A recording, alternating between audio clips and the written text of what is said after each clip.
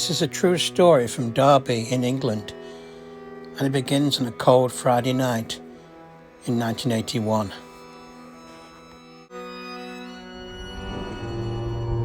She was a ghost, though I did not realize it at the time.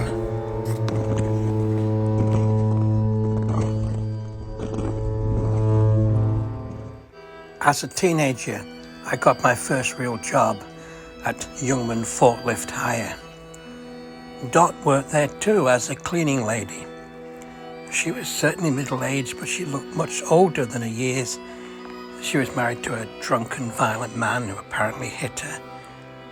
She had a troubled life, and it showed in every line and wrinkle on her face. One thing that stood out about Dot was the colour of her hair. She dyed it red. Not a subtle shade of Titian or auburn or ginger, but literally red, like the colour of a fire truck. Problems at home forced Dot to quit her job, and we rather missed her. I didn't see Dot for many months, and then one bitterly cold November night, I was taking my dog for a walk quite close to where I worked, and I saw her again. My dog was very protective, and when he noticed somebody walking down the long, deserted street at that time of night, he paused and waited, looking. I looked too, and at first I couldn't recognize who the person was, until she got a little bit closer and her bright red hair stood out. It was Dot. So I paused and I waited for her.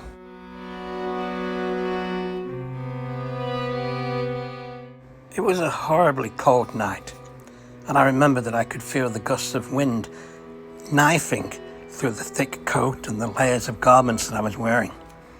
So when Dot came closer, I was surprised to see that she was wearing just a thin summer dress with a cardigan.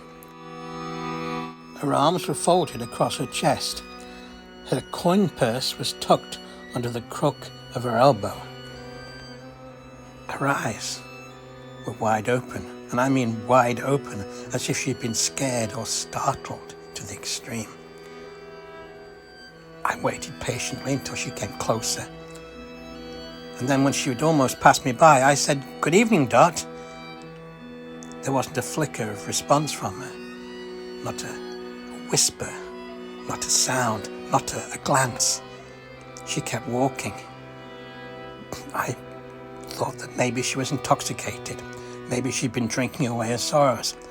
And I stood there and I watched, and she seemed to be heading towards the junction between Ascot Drive and Osbaston Road. She lived on the other side of Osbaston Road, and she seemed to be knowing where she was going. So I watched and I waited until Dot disappeared out of sight, finally becoming a small, tiny figure and vanishing in the night.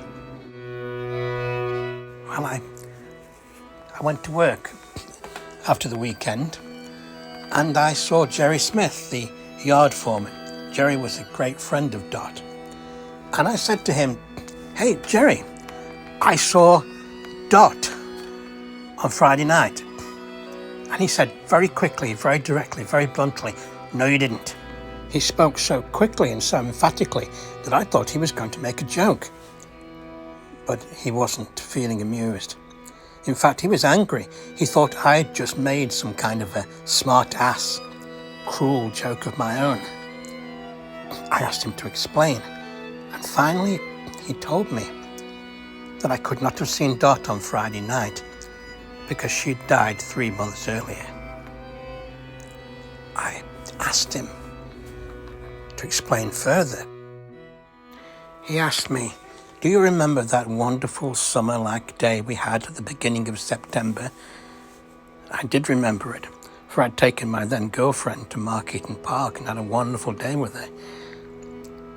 He said, "Well, Dot lived next door to the corner shop, and on that day she stepped into the store to buy a few things, wearing just a cardigan she'd slipped on, carrying a purse under her arm as usual, and she was in line waiting to pay for her groceries when she had a brain embolism and died instantly on the spot.